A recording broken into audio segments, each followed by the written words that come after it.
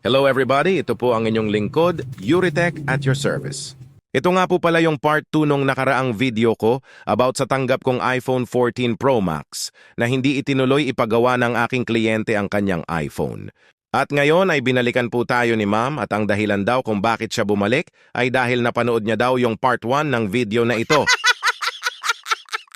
Pero alam kong biro lang yon ni ma'am dahil para sa akin ang personal kong pagkakaintindi sa pagbabalik ni ma'am ay sumisimbolo sa kanyang pagiging mabuting pagkatao.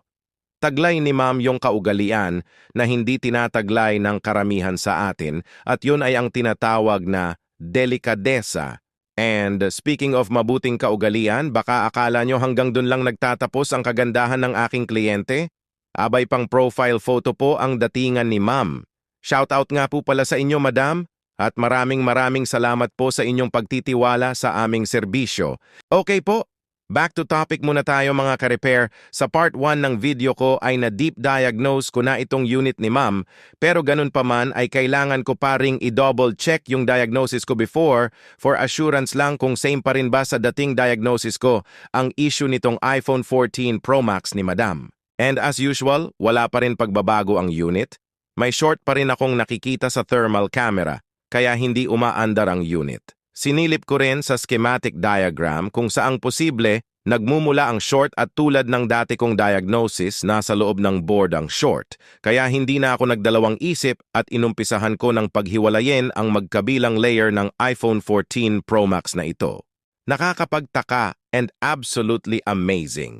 Dahil dito sa napakaliit na makina na ito nagagawa natin ang napakaraming bagay na ginagawa natin ngayon sa ating mga telepono.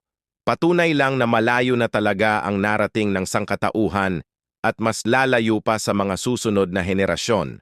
Pwede nating sabihin na maswerte ang henerasyon natin ngayon dahil naranasan natin ang makalumang teknolohiya. At the same time, nararanasan natin ang simula ng makabagong teknolohiya. At nararapat lang na ipagpasalamat natin ang lahat ng ito sa ating tagapaglikha. After ko mapag-separate ang board ng iPhone 14 Pro Max, ay sinilip ko agad sa microscope at tiningnan sa schematic diagram kung saan ako pwede mag-inject na part para makita ko kung anong specific component ang nag-show short. At base sa nakita ko sa schematic diagram ay pwede akong mag-inject dito sa capacitor 6653 at lahat ng may red color na yan ay posibleng pagmulan ng short. Pero hindi naman natin pwedeng tanggalin lahat yan para matanggal ang short. Pero don't you worry, dyan magagaling ang mga technician basta pagdating sa paghahanap ng naka-short. I mean sa short, maaasahan po ninyo kaming mga technician. At dito naglalagay na ako ng Rosenflux para makita na natin ang nagkukubling salarin na dahilan para hindi umandar ang iPhone ni madam. As a viewer point of view, parang madali lang naman pala gawin. Papausukan lang pala at makikita na natin ang problema. Believe it or not, hindi po ganun kadali. In reality po, ang dami muna nating dapat alamin bago nating pwedeng galawin. Maraming tanong ang dapat muna nating malaman bago tayo maghahanap ng tamang kasagutan. Bago ko nakita ang tunay na sira ng iPhone na ito, ay hinanap ko muna ang tamang katanungan, sabi nga ni Charles Kettering.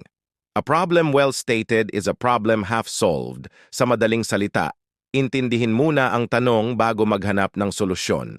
At ngayon na nahanap at natanggal ko na ang shorted na piyesa, ang next naman na gagawin natin ay i-assemble naman natin yung both boards para matesting na kung may power na ba ang unit. Bago ko nga pala pagdikitin ang upper at lower board, ay may inayos pa ako. Another problem sa unit, after kasi mag-power ng unit ay 0% remaining lagi ang kanyang battery. Rare problem ito sa mga iPhone 14 Pro Max, kaya nahirapan akong solusyonan. Pero may awa ang Diyos at ipinakita niya rin sa akin ang tamang solusyon.